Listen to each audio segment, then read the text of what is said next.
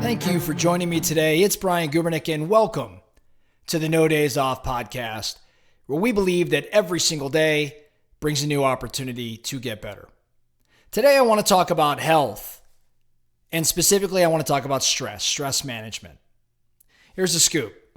If you are on this journey of getting better every single day, and you wouldn't be listening to this podcast and be part of the No Days Off Nation if, in fact, you didn't aspire to get better every single day.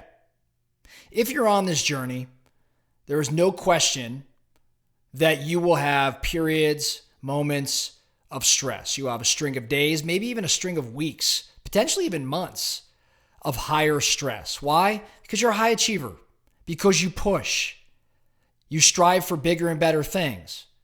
And sometimes you get caught up and you look up and you suddenly realize, man, I am more stressed, more strained, more anxiety than I've had in a while.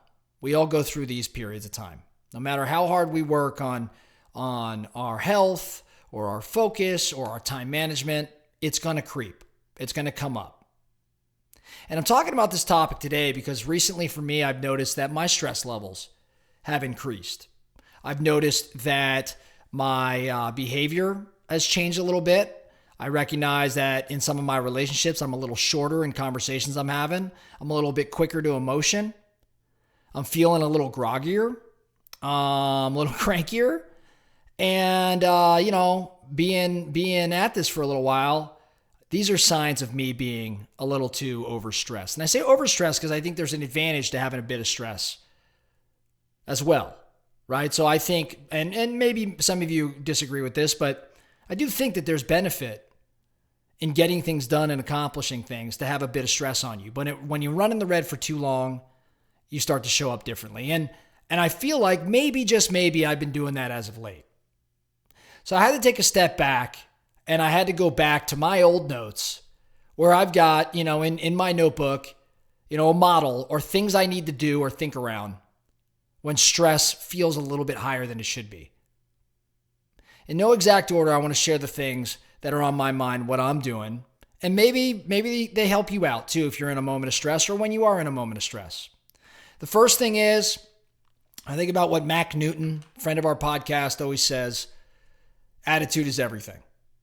Attitude is everything. And it shows up here as well.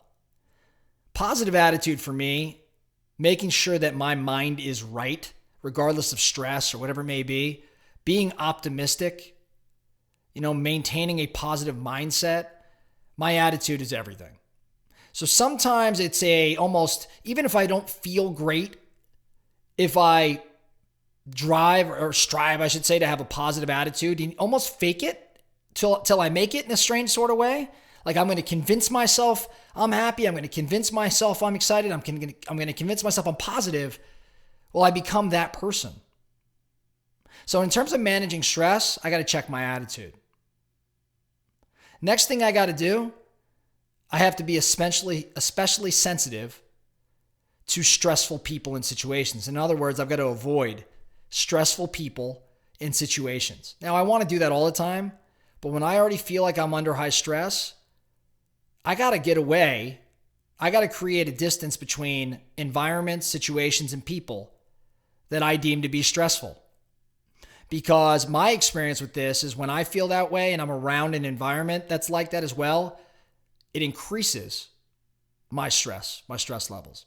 So I have to be purposeful in avoiding stressful people, situations, environments. In doing so, along those same lines, the next thing I got to do, for me personally, I increase the frequency of saying no. I start saying no a lot more to what would typically show up on my calendar, maybe things I'm a little bit more lenient around. I've got to have more space. I've got to create more time.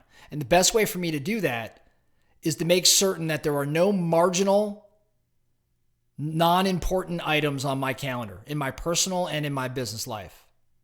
I'll go so far as to start having cancellation parties where I'll look at my calendar and I will ask myself, what can I cancel because it's not important at this moment, or maybe not important at all. In doing so, I create more space, a little bit more downtime, and a way for me to start relieving a bit of stress. Next thing I like to do, I like to make a list. I will literally make a list. I'll ask myself, what can I control and what can I not control? I want to bring awareness to the things that I can control because I like to focus on what it is I can control. But equally, if not more important, I want to recognize what can't I control? What's outside of my control? I've got to accept that there are events that I simply cannot control. And making this list brings awareness. And when I recognize, you know what? I could stress about that. I could get really, tied up in that. But the reality is, if I can't influence the outcome, if I cannot control it in some way, it's a waste of time, energy, and mental space. So I'll make a list of what I can control and cannot control, and I'll focus on those things that I can control and say no to what I cannot. On that same note, though, on this model, I'll also take a step back and remind myself that things are not nearly as urgent or as important as I may believe them to be. And why do I say that? How do I know that? Well, history tells me so. Every one of us assigns urgency and importance to things that days or weeks or months later we look back on and say, man, that wasn't that important, or that wasn't all that urgent. Now, not everything falls into that category. I think my point here is my experience tells me that when I place heavier weight on things, create more urgency or importance around them, it doesn't usually shake out in that way. In other words, it's not as urgent or as important. It doesn't weigh as much as I believe it does in the moment. History tells me this. The last two things I'm going to look to do when I'm managing my stress, I got to sleep. It's funny, I'm not sure what happens first. I stop sleeping the amount I need, and therefore I become stressed, or I become stressed and I stop sleeping the amount I need. Whatever the case, go to bed. More sleep makes me feel better. And more sleep, I'm going to guess, makes you feel better. Going back to attitude being everything, having a positive mindset, my mood, all of these things are all driven by the amount of sleep that I get.